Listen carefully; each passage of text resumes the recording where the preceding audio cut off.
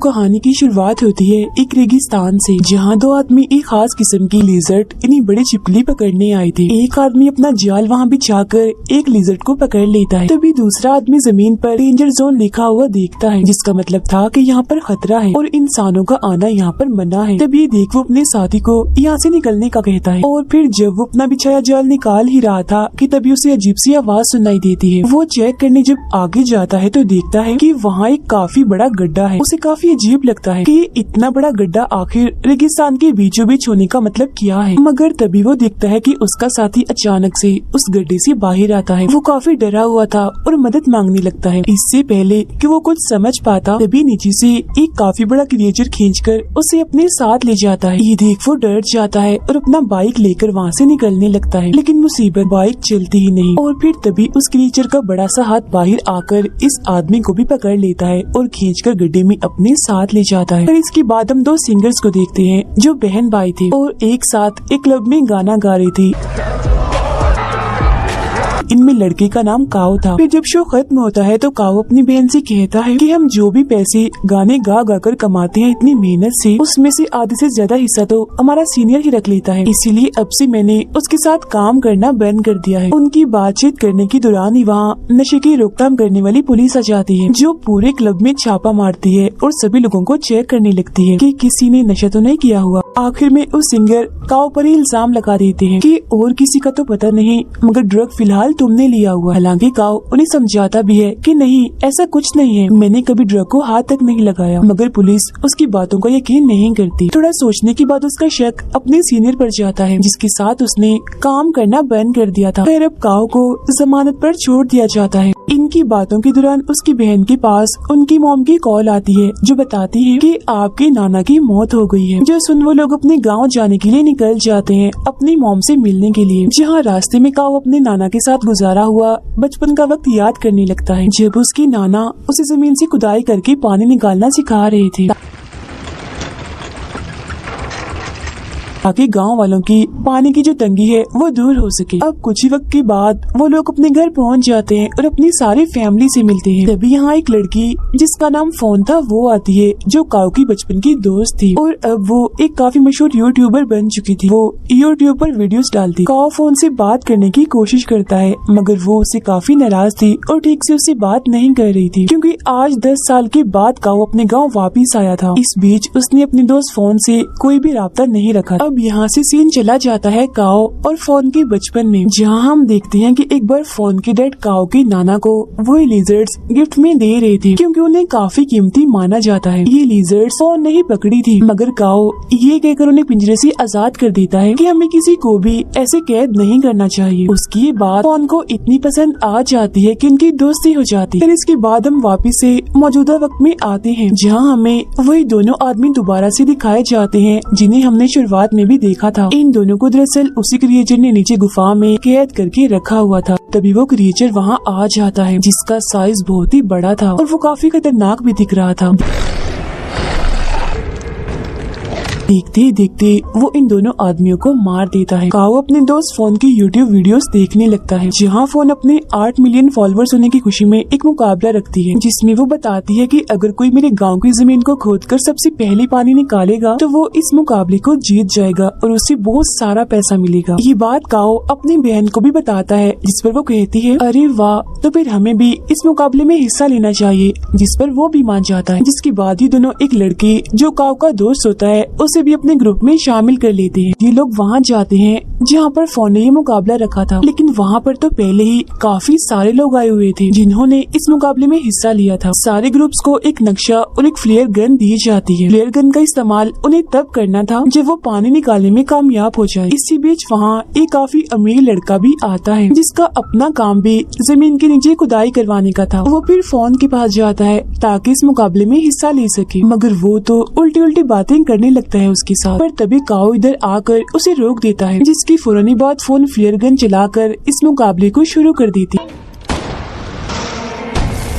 है। सभी लोग पानी ढूंढने के लिए अलग अलग जगहों पर जाकर जमीन खोदने लगते हैं। जिस बीच दो आदमियों को शुरुआत वाली उन्हीं दो आदमियों की बाइक मिलती है जो उस क्रिएचर का शिकार बन चुके थे। वो दोनों फिर उस बाइक को लेकर आगे बढ़ते, मगर तभी वो क्रिएचर जमीन चीरते हुए इनके साथ साथ बाइक की स्पीड से दौड़ने लगता है और इनके पीछे पड़ जाता है, जिससे लोग डर जाते हैं और अपनी जान बचाने के लिए बाइक घुमा देते हैं। मगर वो क्रिएचर काफी चालाक था। वो इनके रास्ते के आगे एक काफी बड़ा गड्ढा बना देता है, जिससे वो दोनों जाकर उसमें गिर जाते हैं। उधर काओ और उसके साथी पानी ढूंढने के लिए आगे बढ़ रहे थे, मगर तभी उन्हें जमीन पर एक जगह कुछ प्लेट्स दिखती हैं, जिन्हें उल्टा करके रखा हुआ था। सभी प्लेट्स पर मंत्र भी लिखे हुए थे। जो देख काओ की बहन उससे पूछती है कि ये प्लेट्स यहाँ पर ऐसे क्यों रखी हुई हैं, जिस पर वो कहता है कि ये असल में एक काफी पुराना प्राचीन तरीका है पानी ढूंढने का। अगर जमीन के अंदर पानी होगा तो वो प्लेट में जमा होकर उसे अपनी जगह से हटा देगा। उनकी बातचीत के दौरान वहाँ एक दूसरा ग्रुप आता है जो पास ही में खुदाई कर रहे थे, जिनमें से एक आदमी काऊ के ग्रुप से कहता है कि ऐसा माना जाता है कि इस जगह पर एक काफी बड़ा मॉन्स्टर रहता है जो बहुत ही ज्यादा खतरनाक है और उससे बचने के लिए ही इन प्लेट्स को यहाँ पर रखा हुआ है और मंत्र भी इन पर लिखे हुए हैं। उसकी इस बात पर काऊ को जरा भी यकीन नहीं होता, जिसके बाद वो लोग आगे बढ़ते हैं। अब यहाँ शाम हो गई थी। गाड़ी में अपनी नाना का एक काफी पुराना नक्शा मिलता है, जिसमें उसकी नाना ने एक पहाड़ के पास निशान बनाया हुआ था। काओ जब उस नक्शे को फोन के दिए हुए नक्शे से मिलाता है तो देखता है कि उस नक्शे में ऐसा कोई भी निशान नहीं है। जो देख ये तीनों समझ जाते हैं कि जरूर इस पहाड़ के पास हमें पानी मिल सकता है, इसीलिए अगले ही दिन ये वहाँ जाने का फैसला करते। शाम होने की वजह से बाकी लोग यहाँ से जा रहे थे, मगर इनमें से 3 लोग रात यहीं गुजारने का फैसला करते हैं, जिनमें से एक आदमी जब साइड पर जाता है तो तभी वो क्रिएचर उड़ता हुआ इसके पास आता है और उसका सर ही काट कर जिस्म से अलग कर देता है, जो जाकर उसके साथियों के पास गिरता है, जिसे देख उनके होश उड़ जाते हैं, काफी डर जाते हैं और अपनी जान बचाने के लिए वहाँ से भागने लगते हैं। मगर तभी वो बड़ा सा क्रिएचर इनके सामने आता है। तब यहाँ हमें पता चलता है कि ये क्रिएचर और कोई नहीं बल्कि बिग लिजर्ड है, जिसका साइज इतना बड़ा हो चुका है वो अब इन दोनों आदमियों को भी मार कर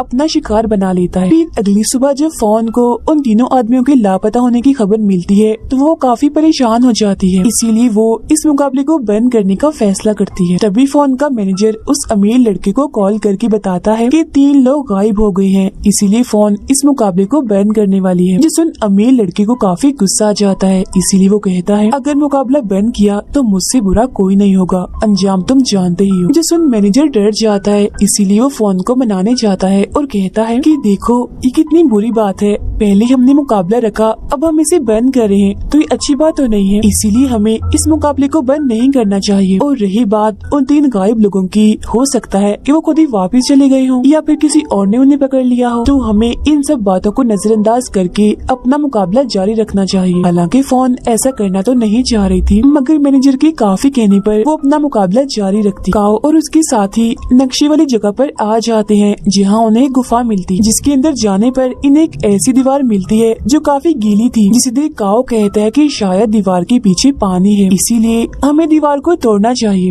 ये जगह दरअसल उसी क्रिएचर लिजर्ड का घर है, जो तभी यहाँ आ जाती है और काओ के दोस्त को अपने मुंह में उठा लेती है। जो देख दोनों बहन भाई काफी डर जाते हैं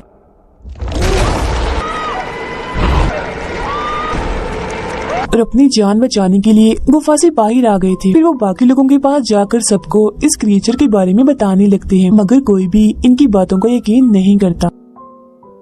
अगले ही पल वो क्रिएचर नीचे से जमीन फाड़कर एक आदमी पर हमला कर देता है और उसी आधा नीचे से पकड़ लेता है और अन्य बात खींचकर वो उसे भी अपने साथ ले जाता है। अब ये देखकर तो सबके होश उड़ गए थे। उन्हें अब काऊ की बातों पर यकीन हो गया था, तो वो अपनी जान बचाने के लिए यहाँ से भागने लगते हैं। काऊ की बहन और वो अमीर लड़का कैसे भी करके ट्रक में आकर छुप जाते हैं, मगर मैनेजर अंदर नहीं आ पाता, वो बाहर ही रह जाता है। जहाँ तभी वो क्रिएचर आकर उस पर झपट पड़ता है और एक ही झटके में उसे मार देता है। इसके बाद वो क्रिएचर अब काओ और फोन के पीछे बढ़ गया था, जिससे बचने के लिए वो दोनों भागने लगते हैं। तो वो क्रिएचर भी तेजी से भागने लगता है, लेकिन तभी वो दोनों भागते भागते एक गड्ढे में गिर जाते हैं। अब ये देखकर काओ की बहन अपने भाई की जान बचाने के लिए ट्रक का हॉर्न बचा देती है, मगर फिर जैसे क्रिएचर वहाँ आता है तो काओ की बहन और वो अमीर लड़का नीचे होकर छुप जाते हैं, जिससे वो क्रिएचर इनके ट्रक के पास आता तो है, मगर इन्हें वो नहीं देख पाता और चुपचाप वहाँ वहाँ से चला जाता है। उधर काओ और फॉन को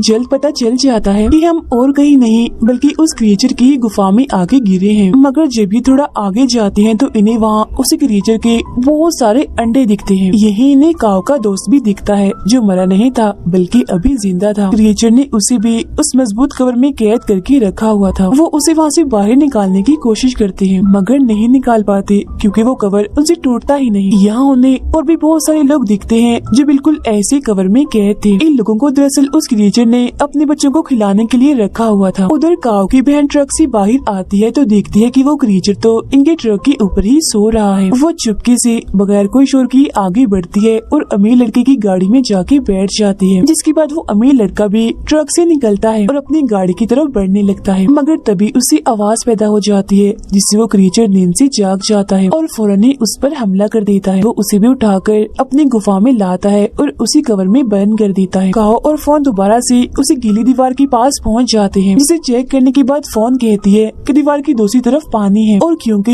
ये लिजर्ड क्रिएचर है इसलिए शायद इसे पानी पसंद नहीं होगा तो उसने पानी से बचने के लिए ये दीवार बना। फिर इसके बाद ये दोनों उस गुफा से बाहर आ जाते हैं जहाँ इन्हें कुछ लोग दिखते हैं तो ये उनके पास चले जाते हैं मगर तभी वो क्रिएचर बड़ी स्पीड में आता है और पलक झपकते ही वो बहुत सारे लोगों को अपना शिकार बना लेता है, उन्हें मार देता है। वो फोन को भी देख लेता है और उसे पकड़कर अपने साथ ले जाता है। अब यहाँ काओ फ्लेयर गन चला देता है जो देख उसके पास सिर्फ एक ही ग्रुप आता है जो वही था जिसने काओ को उन प्लेट्स और क्रिएचर के बारे में बताया था। अब कुछ वक्त के बाद यहाँ काओ की बहन भी आ जाती है। वो लोग एक प्लान बनाते हैं जिसके बाद काफी तेज गाने बजाने लगते हैं। जो आवाज सुन वो क्रिएचर जमीन फाड़कर थोड़ा सा बाहर आता है और सब पर धाड़ने लगता है। वो लोग ये देखकर उसे चारों तरफ से घेर कर उस पर हमला कर देते हैं। जो देख वो क्रिएचर दोबारा से अपनी गुफा में चला जाता है। काओ की बहन कुछ लोगों के साथ उसे गुफा के अंदर जाती है जहाँ वो उन लोगों की मदद से कवर में फंसे हुए सभी लोगों को बाहर निकालती है। लेकिन वो जो अमीर लड़का था वो गुफा में से कहीं गायब हो गया था जिसे ढूंढने के लिए फोन चली जाती है। अब उस अमीर लड़के ने अपने साथ एक बॉम्ब ला रखा था जिसे ये लोग उसे गीली दीवार में लगा देते हैं। जिसके बाद काओ उसका रिमोट लेकर फोन और उस अमीर लड़के को ढूंढने के लिए गुफा के और अंदर चला जाता है। उधर फोन अमीर लड़के को ढूंढ ही लेती है मगर जब वो यहाँ से जाने लगते हैं तो वो क्रिएचर इनके सामने आ जाता है जिसे देख अमीर लड़का फोन को वहीं छोड़कर सिर्फ अपनी ही जान बचाने के लिए वहाँ से चला जाता है।